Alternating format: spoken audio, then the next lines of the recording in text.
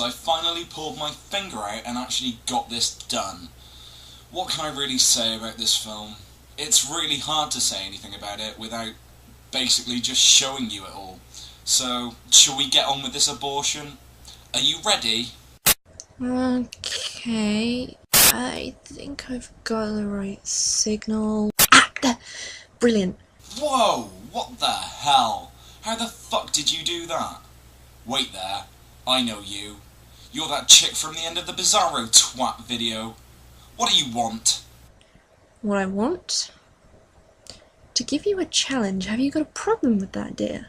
Well, kind of, yeah. I mean, you've just jacked into my video and you're kind of mouthing off at me now.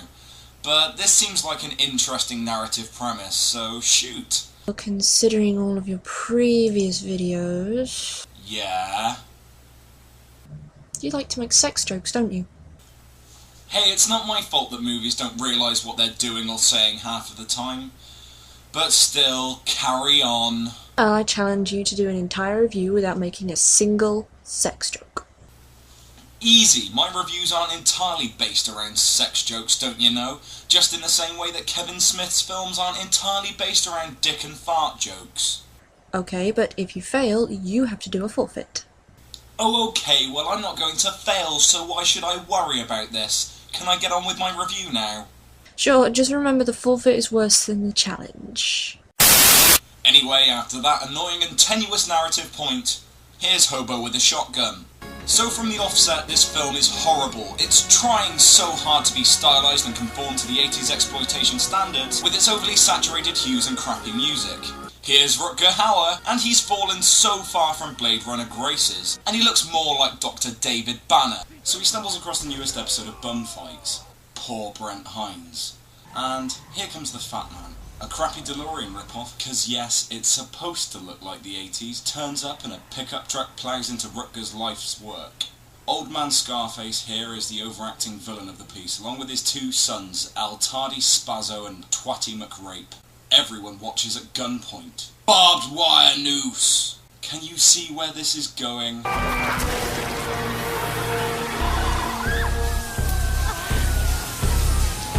Look, I don't need to make sex jokes because the film's making them for me. So Rutger reassembles the trampmobile and sees a lawnmower. Plot point. He makes a begging sign. Now come on, Rutger, don't lie. And he goes out begging, but oh no, disenfranchised youth! So Rutger solid snakes it into the club to find out what's going on because the douchetards have just arrived. And it turns out it's just a standard night out. Picard Deathhead Crush, smashing feet with mallets and business time. What kind of business time, you ask? Graphic wrist breaking and passing off flowers copious amounts of cocaine. Then he says this. The only thing I'm gonna let slide is my dick in your pussy. I'm not saying anything. Because he then says this. You know how I can tell I'm making you wet? No. Because you're making my dick thirsty. Following Frank Miller conventions, this girl is a whore. She's called Abby and she'll be present throughout this entire orgy of violence and terrible one-liners. So the smart son is trying to kidnap rape her. But Rutger's not gonna stand for this, so this exchange happens. Put the knife away, kid, or I'll use it to cut welfare checks from your rotten skin. So Rutger takes him to the police station, and he seems to think he's fucking Batman. But the dirty cops bring in Scarface Dad and they carve scum into his chest. Seriously, this place is a cross between Gotham City and fucking Tromaville.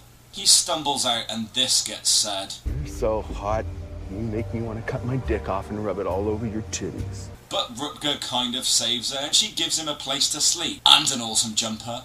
Don't believe me? Take a look. I like that. And then he explains bears in a scene with overly dramatic music and far too many metaphors for this kind of film. If a bear's claw would ever strike your face, it would take your whole face right off your skull. He sees streetwalkers fighting and Pedo Santa stealing a child, then encounters the bum fight dudes again who make him eat glass, and then he goes to a pawn shop to buy the lawnmower. Then in a scene that's totally not completely ripping off a better film by the name of The Toxic Avenger, The place is raided by robber dicks who hold a baby at gunpoint. Yeah, tasteful, but it's all too much, and conveniently a shotgun is the same price as a lawnmower, so he kills everyone. You vultures circle the city, tearing off the flesh from everything. Oh, I'm sorry, I forgot that Rutger Hauer can't communicate like normal people and can only express himself through poignant melodramatic monologues. So he shoots the bumfight people and makes them eat their own tape, and then this abusive pimp tries to make out that this woman is underage. So Rutger does the only logical thing. And you're fucked. And then ripping off Toxie again. It's time for a headline montage, as Rutger sets about killing off human traffickers and pedo Santa. Jerk on this, you child molesting shitlicker! The TV reports on the case positively, so old man Scarface makes a speech to his kids about making people fear them. When life gives you razor blades, you make a baseball bat covered in razor blades. Yeah! So the film hits a new low. I hate hobos! As they torture busloads of kids to burn baby burn. Logically, they hijack the news and incite everyone to kill the homeless, otherwise they'll kill all the children. So Rutger runs off to sit under a bridge for a dramatic summing up scene as everyone hunts down and murders the homeless. But what with? What's the best way to catch the homeless? With nets, chainsaws, JCBs, Molotovs and fireworks, of course, in a scene that's, well, it's just a little too genocide-y. Abby's out walking the streets and the best cop ever says this. You can't beat your wife like you can beat a whore. Seriously, did Frank Miller write this? Well, not this. Of course he wrote this. This is Batman Year 1. I'm talking about Hobo with a Shotgun. And he chases her under the bridge to rape her. Oh yeah, a proper rape scene. That's what this film's been lacking. She's just a fuck tube. But yay for Rutger Hauer, and boo for traumatic experiences. So to get around the mob, she pretends to wheel the dead cop out. But it's time for some out-of-place jazz funk as we find out how hobos are born.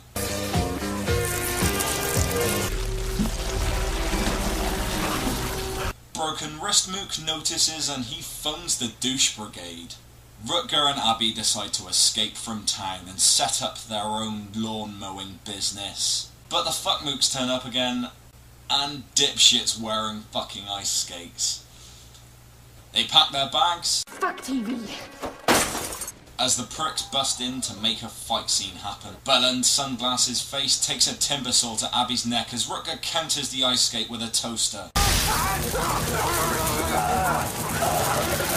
This is the stupidest counter move that I've seen since Jet Li blocked a punch with his face in Unleashed. Crispy Electro Dude wakes up. He made me come! And Rutger forces them out at gunpoint. The idiot drives away and Rutger holds the mastermind at ballpoint. Please, don't shoot my dick off. Okay, I'm young. I got too much fucking left to do. So Rutger shoots his dick off, like in Sin City, and flees to take Abby to the hospital whilst Belland phones his dad and gets taken to hell in a school bus. Rutger gets to the hospital. Fix this girl! I'm just a receptionist! And then the plague ride out to get the hobo, a Cylon, and Dr. Doom's handicapped cousin Artie. Oh no! Abby wakes up, completely okay. And then Rutger leaves to sort out all the world's problems with a shotgun. You can't solve all the world's problems with a shotgun. True, but you can sure as hell try. But the plague turn up with their coffin. Rutger then shouts at some babies, calling them all drug addicts and prostitutes, before saying the name of the movie.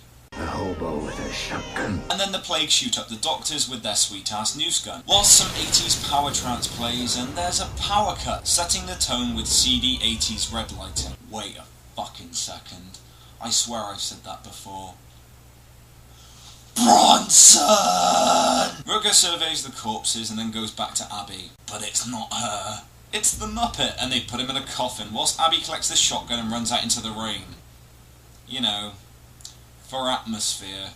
They lock him in a cupboard, and they're fighting a giant squid. And then Dipshit Brother turns up, and the plague speak again. Do you want to see him?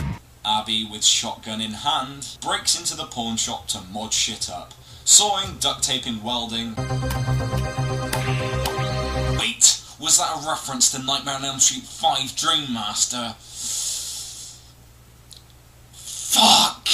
And she leaves, kitted out with a shotgun axe and a lawnmower shield, preaches some shit to the masses, and finally it's time for the final showdown. Get your hands off me, demons!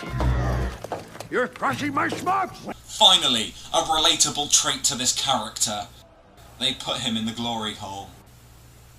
There's a mandatory bad guy speech and Rutger goes in the hole via some shoddy jump cutting. Then they noose him to the plague cycle. Abby turns up to brain dead the fuck out of the plague's face. Scarface dad kills dipshit son, and Abby uses her versatile shotgun axe to cut the rope. But Drake shreds her hand in a lawnmower, but never fear, cause this bitch has had her neck sawed, and now she's had her hand shredded.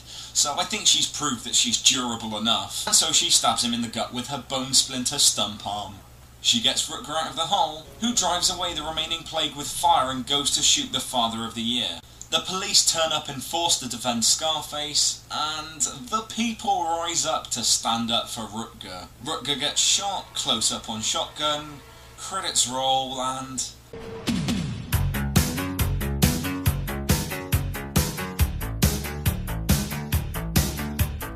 Is that the fucking Raccoons theme tune? When darkness falls, leaving shadows in the night. Right, so that was Hobo with a Shotgun, and it feels shoddy and crap compared to anything and everything that Robert Rodriguez has done, and that includes Spy Kids 4D. It's pretty shoddy that I'd probably have enjoyed the film more if they'd simply applied a grainy filter, because otherwise the tone is kind of alright, but it's not good. The main problem with this film is that it follows far too many modern conventions to be taken seriously as an actual exploitation flick. The overused, well-done gore, the tasteless jokes. It feels like Eli Roth made this film, and that's not a good thing at all. I should like this film, but it just feels like a terrible, terrible rip-off of The Toxic Avenger. Almost scene from scene at points, but never done anywhere near as well as that film. Never mind the consistent and annoying as hell Frank Miller portrayal of women. So yeah, that was that. Oi, person thing. Were you fucking listening? Yeah, I'm listening. You failed. So now you have to do the forfeit. Meh, I thought as much. I can't really pin down any point where I actually failed definitively, but I suppose I failed. It's not too hard, that film had far too much ammunition, but now it's time to jam your signal before you tell me the forfeit. The forfeit is... Damn it, the feed's cutting. Your forfeit is... Anyway, if you'll excuse me, I'm off to try some of Slick's chat-up lines on my girlfriend. And to prepare myself for what's about to come. The Dick Week 3-parter. A Scanner Darkly, Total Recall. And then, probably controversially, the 10 reasons why Blade Runner is a shit film.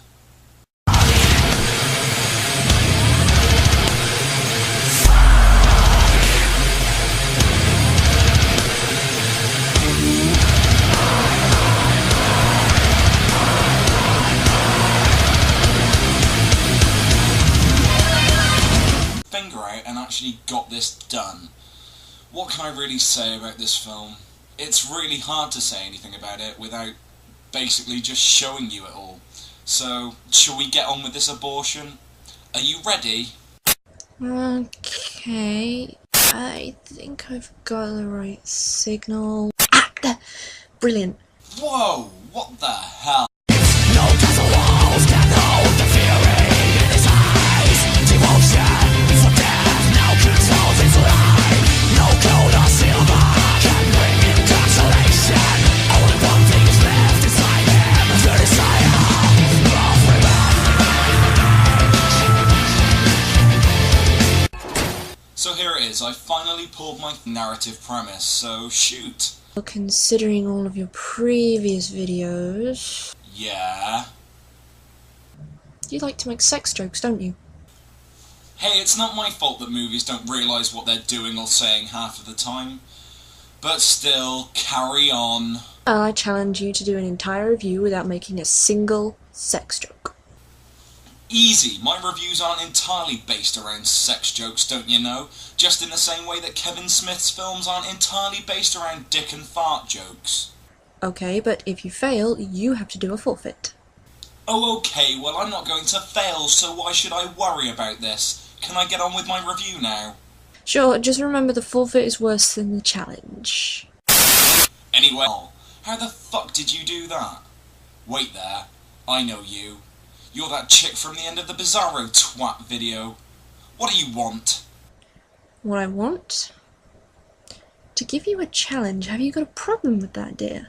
Well, kind of, yeah. I mean, you've just jacked into my video and you're kind of mouthing off at me now. But this seems like an interesting